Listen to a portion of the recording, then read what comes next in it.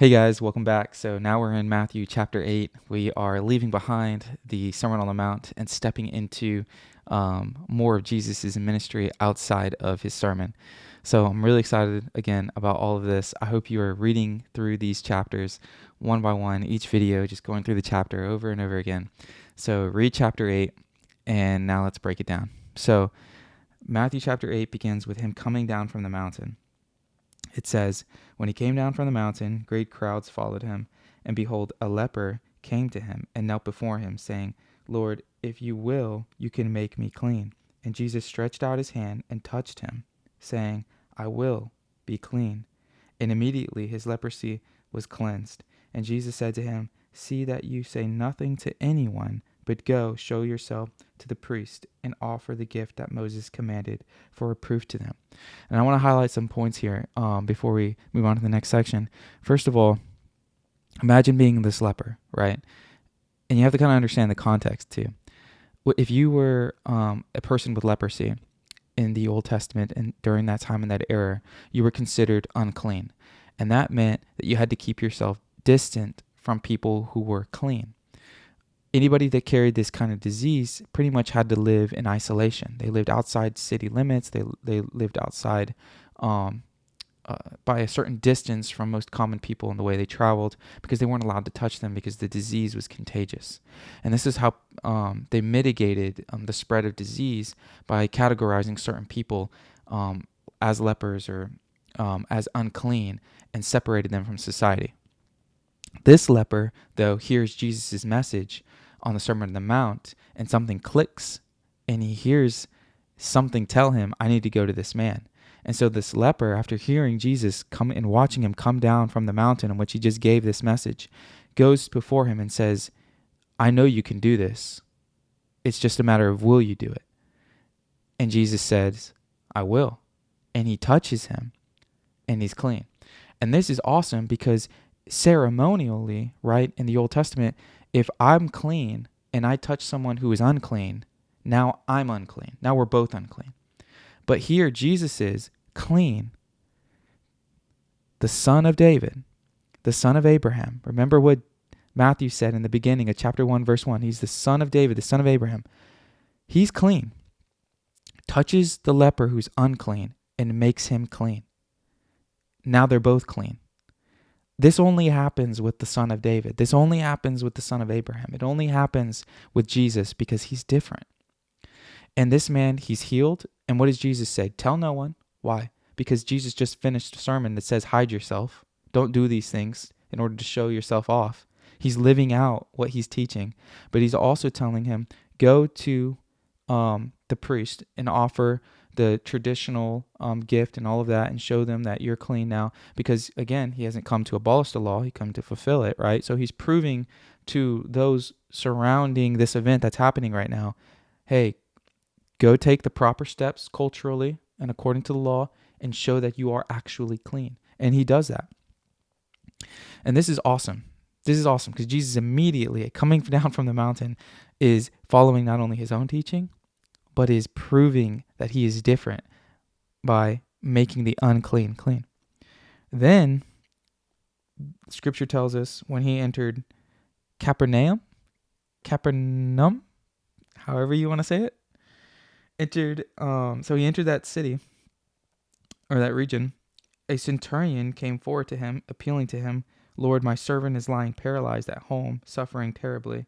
And he said to him, "I will come and heal him."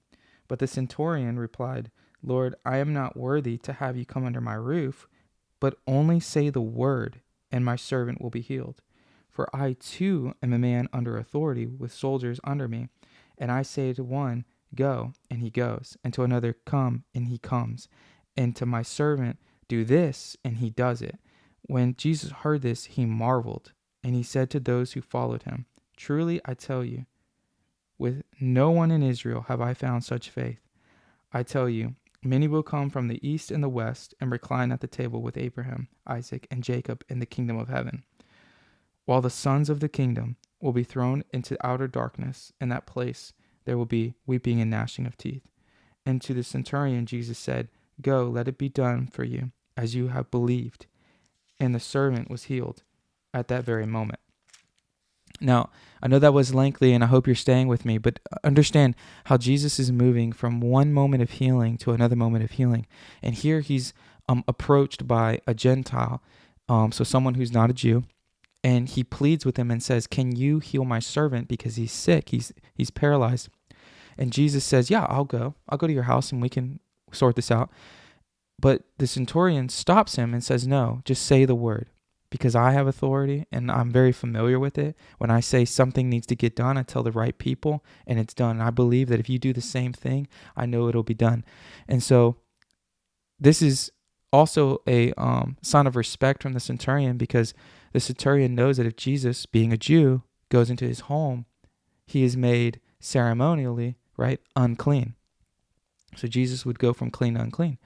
Matthew writes this very strategically. I believe this, that he highlights the point of the leper, and then he brings this story of the centurion right after another, not only because they probably happened in this order, but because of the way it probably touched Matthew when he was witnessing this, that it didn't bother Matthew that Jesus could have been made unclean. Jesus had proved already that nothing makes him unclean. He proved it with the story, with the healing of the leper. And now Jesus could go into a Gentile's house and it not affect him at all. But what marveled everyone there was the fact that somebody could have so much faith to say, "No, just say a word." And Jesus have so much power and say, "Okay, it's done," and it's done. And Jesus gives credit to the Gentiles here and says, people will come from all over, and they will enter into the kingdom. They'll sit with Abraham and Isaac. That when all is said and done, there'll be people from all over the world, and they won't just be Jewish. They'll be Gentiles too, and they'll be in the kingdom of heaven as well. And those who think they just inherit this kingdom and don't do anything about it, those will be the people who are angry and bitter and watching in the place of darkness, instead of appreciating and experiencing the goodness of God. And, that there's such great promise. And Isaiah 56:8, Malachi 1:11, and Zechariah, it's 2 something, chapter 2. If you go into there, you'll find it. But there's Old Testament scripture all over the place that promises how the kingdom of heaven, the promises of God, will spread all throughout, not just for the Jews, but all throughout the world. And Jesus is reiterating that point by taking this centurion's faith and highlighting that promise again. So just really cool moments here. And then finally, to kind of like cap off part 1 of chapter 8, Jesus, he enters into Peter's house, and he saw his mother-in-law lying sick with a fever. He touched her hand, and the fever left her, and she rose and began to serve him. That evening they brought to him many who were oppressed by demons, and he cast out the spirits with a word and healed all who were sick. This was to fulfill what was spoken by the prophet Isaiah. He took our illness and he bore our diseases. Matthew is so convinced that Jesus is the Messiah because he's constantly referring to Old Testament prophetic scripture. It's messianic language. Action by action, Jesus does things, and he's doing them for a reason. And for this reason, he's fulfilling Isaiah's prophecy of he took our illness and he bore our diseases. And this is amazing because Jesus isn't just healing people from a distance and people who doesn't know, but he's walking into Peter's home. And Peter didn't ask.